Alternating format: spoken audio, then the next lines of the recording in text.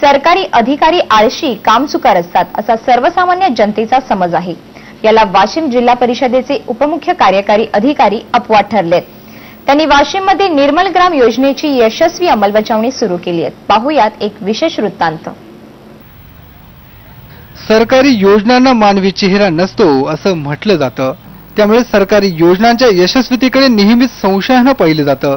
मात्र याला वाशिम जिल्ह्याचे उपमुख्य कार्यकारी अधिकारी JS इनामदार अपवाद ठरलेत। त्यांनी निर्मल ग्राम योजनेच्या अंमलबजावणीचा विडा उचललाय। इनामदार यांनी यासाठी एक विशेष पथक तयार केलं असून रस्त्यावर प्रातर्विधीस बसणाऱ्यांना दंड ठोठावला। निव्वळ दंडापोटी इनामदारांनी आतापर्यंत 8 लाख रुपये वसूल केलेत। शिवाय एकदा शिक्षा झालेला नागरिक पुन्हा सापडल्यास त्याची गावातून धिंड काढली जाते। निर्मल ग्राम योजनेच्या फिरत्या पथकात श्वानांचाही समावेश करण्यात आलाय। या पथकाची जिल्ह्यातल्या गावकऱ्यांनी भलतीच धास्ती घेतली।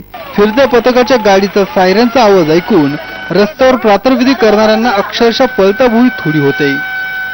या माध्यमातून आम्ही लोकांच्यावरती पहिल्यांदा गांधीगिरीच्या पद्धतीने आम्ही सुरुवात केलेली आहे। जी लोक उघड्यावर शौचालयाला जातात त्यांना एक पुष्पगुच्छ देऊन त्यांचे स्वागत केलं जातं। उघड्यावर जे लोक धरले जातात त्यांना डोक्यावरती त्यांचं ते टंबेल ठेवलं जातं। जे ग्रामपंचायतचे सदस्य आहेत जे बांधत नाही त्यांच्या एक वेळा विनंती करून त्यांना सांगण्यात येते। त्याच्यानंतर 8 दिवसाची मुदत दिली जाते। त्यांच्यावरती आम्ही सदस्यत्व रद्द करण्याची सुद्धा कारवाई करीत आहोत। इनामदारांनी तयार केलेल्या पथकाच्या धास्तीपोटी का होईना वाशिम जिल्ह्यातील अनेक गावं हागणदारी मुक्त होऊ लागलेत।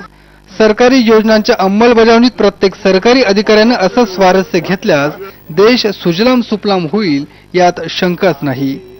मनोज जयस्वाल, वाशिम, मी मराठी। मुंबई